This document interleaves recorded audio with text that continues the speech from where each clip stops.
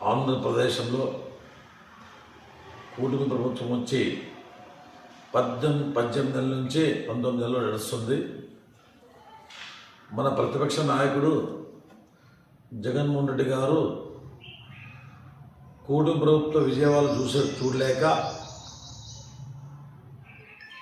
ఆయన ఏమో మాట్లాడుతున్నాడు. అన్నీ మేమే చేసామని. ఈరోజు అయ్యే జగన్మోహన్ రెడ్డి గారు, నీవు చేసింది 5 ఏళ్ళు విధ్వంసం,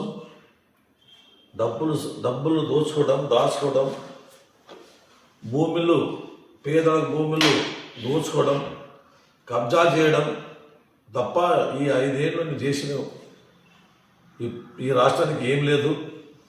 ఈరోజు సాగునీటి ప్రాజెక్టుల గురించి మాట్లాడినావు. అవయ్యా, నువ్వు ఎంత ఖర్చు చేసావు? 2019 నుంచి 24 వరకు ఖర్చు చేసింది నీవు 2000 కోట్లే. మన రాష్ట్ర ముఖ్యమంత్రి వర్యులు నారా చంద్రబాబు నాయుడు గారు ఈరోజు రాత్రిపూలు కష్టపడి, భవిష్యత్ నాయకుడు యువ నాయకుడు నారా లోకేష్ గారు ఈ రాష్ట్ర పరిస్థితి చూసి భారతదేశ వ్యాప్తంగా ప్రపంచం తిరిగి కష్టపడి ఈ రాష్ట్రానికి పెట్టుబడి తెచ్చి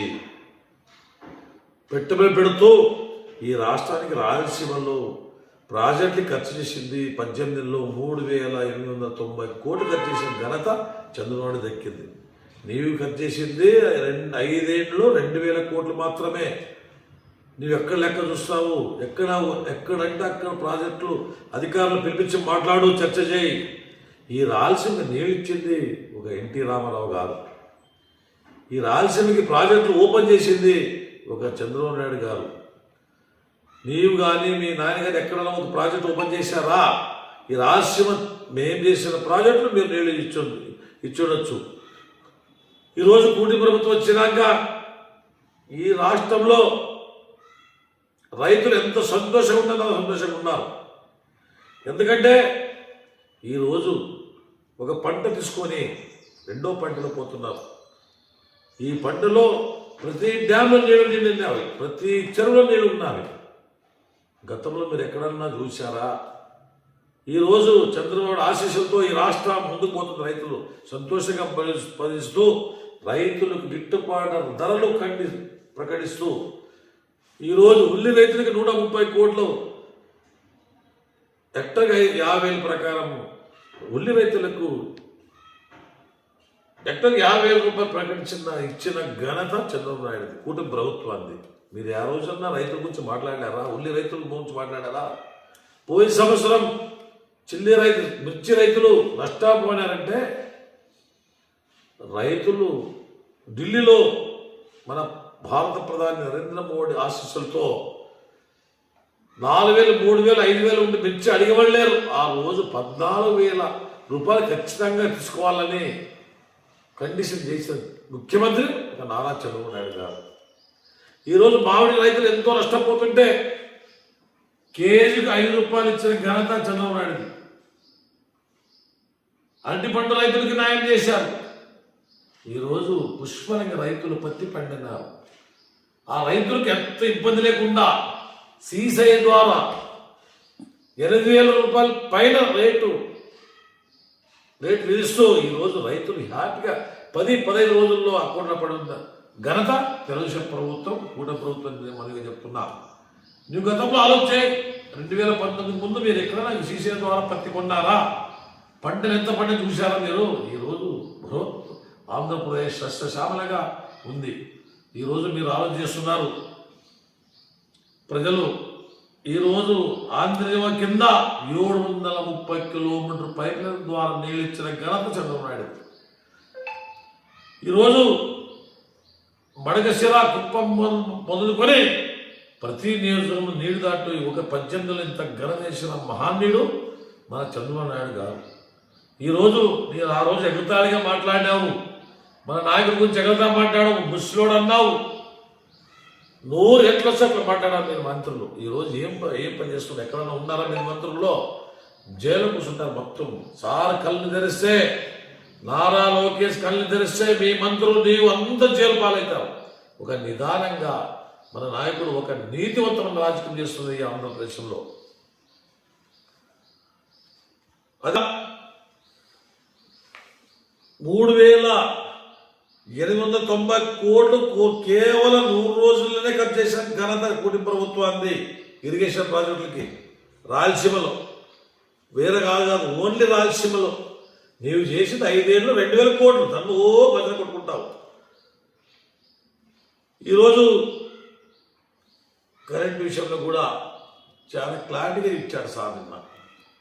కరెంటు ఒక యూనిట్కి ఈ పరిస్థితిలో రాష్ట్రం చిత్రపదన చేసి సర్వనాశనం చేసి దిగిపోయినట్టు.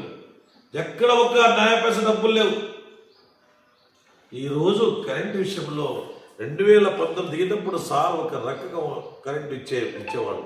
మీరు 5 ఏళ్ళు కరెంటు వ్యవసాయ విషయంలో మంత్రి చిత్రపదన చేసి చూస్తుంటే ఈ 18 నెలల్లో చంద్రబాబు నాయుడు సార్ గారు ఈరోజు ఒక యూనిట్కి 13 పైసలు తగ్గిస్తూ రైతులకి మరి ప్రభుత్వానికి రైతులకు ఇబ్బంది లేకుండా గత ప్రభుత్వంలో 4,500 కోట్లు అప్పుంటే దాన్ని కూడా ప్రభుత్వం పరుస్తుందని ఈరోజు నిర్భయంగా చెప్పారు.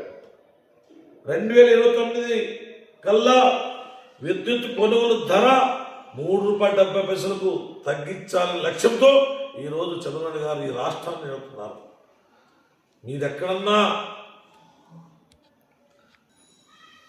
ఇదే మీ ప్రభుత్వం 2019 నుంచి 24 వరకు కరెంటు పెంచదని చెప్పిన వాళ్ళు మీరు ఈరోజు 9 సార్లు కరెంటు పెంచిన ఘనత మీది.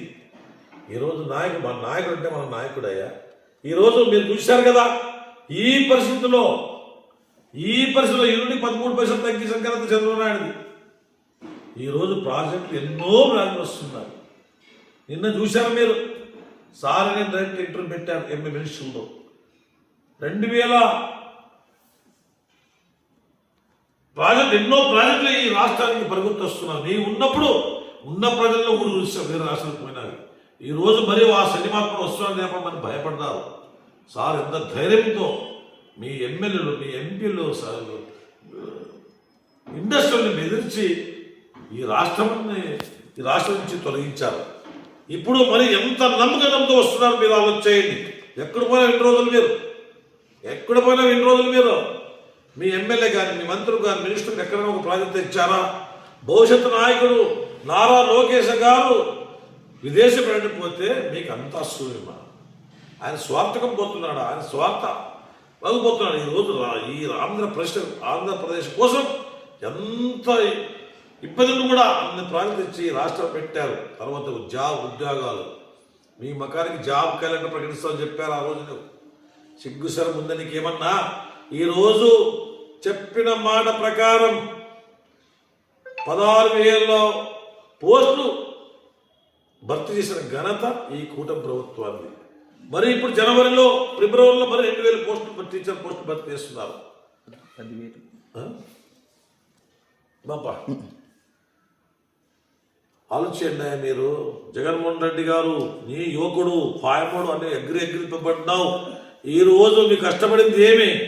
ఈ రాష్ట్రానికి తెచ్చింది ఏమి? నువ్వు ఈ రాష్ట్రాన్ని 20 సంవత్సరాలు వెనుకపోయింది రాష్ట్రం. ఆ రోజు కానిస్టేబుల్ పోస్టులు భర్తీ చేస్తామని చెప్పి నువ్వు భర్తీ చేసావా? నీవే పిలిచేది, నీవే కోర్టుకి ఇప్పించేది. ఈరోజు ఆ కోర్టు క్లీన్ చేసి మన నారా చంద్రబాబు నాయుడు గారు లోకేష్ గారు ఈరోజు 6,000 చిల్లర కానిస్టేబుల్ పోస్టులు భర్తీ చేసిన ఘనత మన నాయకుడు దక్కిందని సభాముఖంగా మనం చేసుకుంటున్నాం. ప్రతి హాస్పిటల్లో కానీ ప్రతి హాస్టల్లో కానీ మీరు ఎక్కడన్నా ఏమైనా ఒక పోస్ట్ ఇచ్చారా? మీరు హాస్టల్ పిల్లలు తల్లిదండ్రులు లేని పిల్లలు హాస్టల్ ఉంటే హాస్టల్ పిల్లలకి మీరు ఏమైనా ఎక్కడైనా ఒక బీచింగ్ బోర్డు వేసారా? సరైన భోజనం పెట్టావా? ఈరోజు నాణ్యమైన బియ్యంతో చిన్న బియ్యంతో భోజనం పెడుతూ హాస్టల్ వసతి కల్పిస్తూ ప్రతి హాస్టల్లో ప్రతి వాచ్మెన్ కానీ అటెండ్ కానీ కుక్కర్ కానీ ప్రతి హాస్పిటల్లో ఈరోజు చూడండి, మీరు వచ్చి చూడండి.